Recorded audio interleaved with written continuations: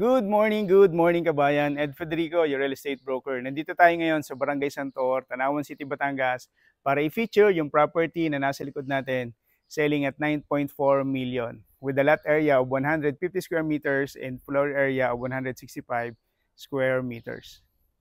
Tara, pasukin natin ang loob. So this unit kabayan, this is a single detached unit.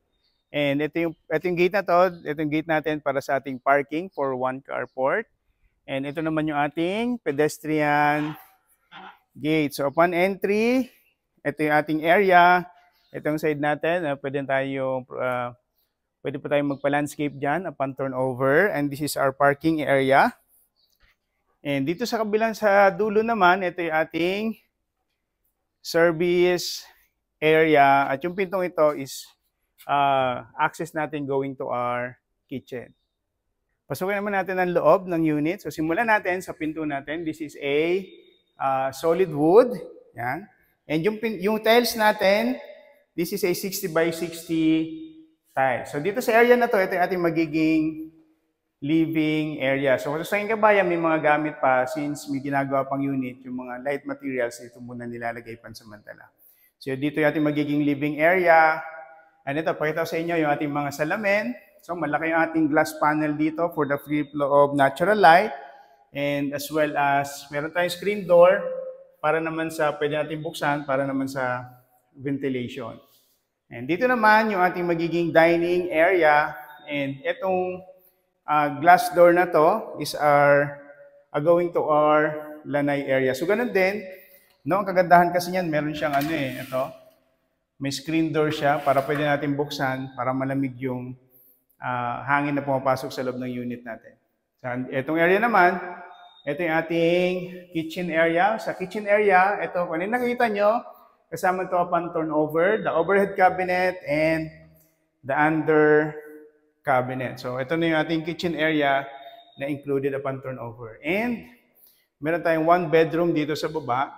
Yan, ito yung ating one bedroom. Kung may mga kasama tayong elderly or meron tayong kasamang staff, no, pwede ito. Or pwede rin siya maging kids area. And dito sa ating pinto, kanina na pinakita ko sa inyo, yung pinto ng sa service area, ito yon. And yung pintong to, ito, space natin, pwede pa itong maging extra space, no, for storage area. And this one, meron tayong common toilet and bath dito sa ground floor. Ayun, kung makikita nyo kabayan, yan yung tiles natin from floor to ceiling na and complete turnover yung ating toilet and bath. Akitin naman natin kabayan yung taas. Simulan natin sa stairs. This is a concrete stairs and ito yung ating metal handrails. Sa second floor, we have 3 bedrooms, 2 toilet and bath, at meron tayong balcony. Yan. So makikita nyo kabayan, ayan, high ceiling tayo. Yung ating sa may stairs area, high ceiling siya. And yung sa likod natin, yan yung ating glass panel na yan para may pumapasok na natural light dito sa loob ng ating property. So unahin natin, meron tayong bedroom number 1. Ito ating bedroom number 1 kabayan na yan. Ating bedroom number 1, yan. So complete unit turnover na rin with provision for aircon na siya. And ito naman yung ating bedroom number 2. So same lang siya kabayan ng bedroom number 1. What's the difference is meron tong access sa balcony. May sarili itong balcony. Yan. So may sariling balcony itong bedroom number 2. So sa balcony, ito yung view natin. No? Ito yung view natin everyday. Yan. So kung makakapag-invest dito, ito yung magiging view natin everyday. Ang ganda ng view. Very suiting to the eye. Let's go sa ating bedroom number 3. So, before that, pakita ko muna sa inyo ating common toilet and bath dito sa bedroom number, dito sa ground, sa second floor. Yan, ating common toilet and bath ng second floor. Complete turnover na rin yung ating toilet and bath dito sa second floor. Ayan siya. Yan. Let's go sa ating bedroom number 3. Yan, so ito yung ating bedroom number 3. So, ayan, ganyan siya kalaki. Okay, para ipakita natin yung gaano kalaki ating bedroom number 3. Ayan, ganyan siya kalaki. Ito yung ating window, glass window, kaya maliwanag sa ngayon. And ang kagandahan dito, meron tong sariling toilet and bath. Ito yung ating toilet and bath dito sa bedroom number 3. Complete na rin yung kabayan. Complete turnover na rin yung ating toilet and bath.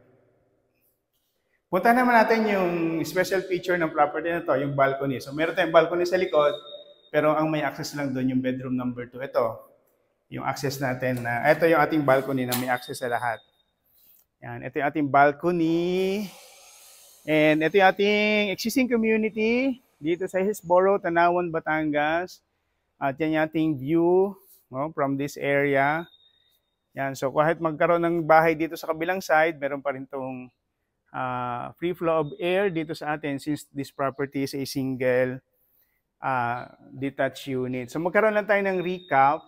So this property is selling at 9.4 million, no, with a lot area of 150 square meters and floor area of 165 square meters. So ito kabayan ay single detached. So ano ibig sabihin ng single detached? The property is constructed in the middle of the lot. So kung magiging interested kayo bayan sa property na to, you're looking for a ready for occupancy property dito sa Tanawan, Batangas na gusto niyo ng lipatan, ito yung pwede naming offer sa inyo. Or if you're looking for a retirement home dito sa Batangas, ito yung pwede naming offer sa inyo. So by the way kabayan, mag-send lang ng message sa amin para mapadala namin yung mga necessary details ng property na to, even yung documentation and how to reserve this property. By the way kabayan, this is Ed Federico, your real estate broker. Thank you.